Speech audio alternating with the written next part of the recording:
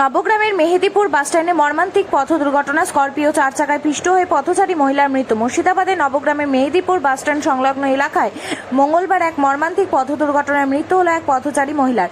ঘটনাকে কেন্দ্র করে এলাকায় ব্যাপক উত্তেজনার সৃষ্টি হয়। স্থানীয় সূত্রে জানা যায়, নবগ্রাম থানার দফরপুর গ্রামের বাসিন্দা ওই মহিলা ব্যাংক থেকে টাকা তুলে বাড়ি ফিরছিলেন। নাম কলাবতী হাজরা, বয়স 60।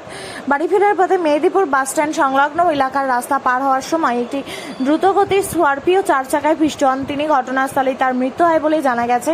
দুর্ঘটনার খবর ছড়িয়ে পড়তে এলাকায় উত্তেজনা ছড়িয়ে পড়ে। খবর পেয়ে নবগ্রাম থানার বিশাল পুলিশ বাহিনী ঘটনাস্থলে পৌঁছে পরিস্থিতি নিয়ন্ত্রণে আনে। পুলিশ মৃতদেহ উদ্ধার করে ময়নাতদন্তের জন্য পাঠানোর পাশাপাশি দুর্ঘটনার তদন্ত শুরু করেছে। বাড়ি কোথায়? বাড়ি হচ্ছে দফরপুর বাগানপাড়া। নাম কি ওর? নাম হচ্ছে কলাবতী হাজরা। কিসে মেরেছে? এখানে এই ব্যাংকে পেনশনের যে বার্ধক্য ভাতা যে টাকাটা, সেই টাকাটা উঠাতে এসেছিল। আচ্ছা। এই রোড পারাপাড়ির সময় একটা ছোট চার চাকার গাড়িতে এসে মেরে দেয়। মানুষ স্পটেই শেষ হয়ে যায়। আচ্ছা। এখন নিতান্তই গরিব মানুষ, খুবই গরিব বলা চলে। তার কারণ সংসার চলে না, এমন অবস্থা। যাতে সুব্যবস্থা হয়, সবাইকে বলবো, প্রশাসনকে বলবো, যাতে একটা সুব্যবস্থা হয়, সুবিচার হয়, যাতে তার ছেলে আছে, একটা মেয়েরা আছে, ছেলেটা যাতে একটু সবলভাবে দাঁড়াতে পারে, যাতে সেই ব্যবস্থাই যেন হয়।